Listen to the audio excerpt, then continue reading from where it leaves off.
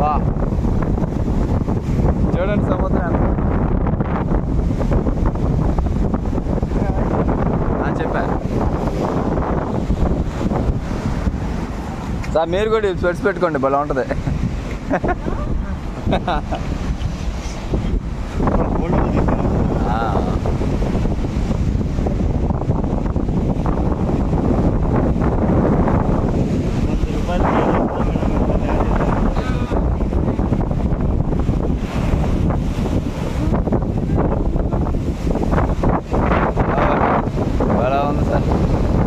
కొణిదెల పవన్ కళ్యాణ్ అనే నేను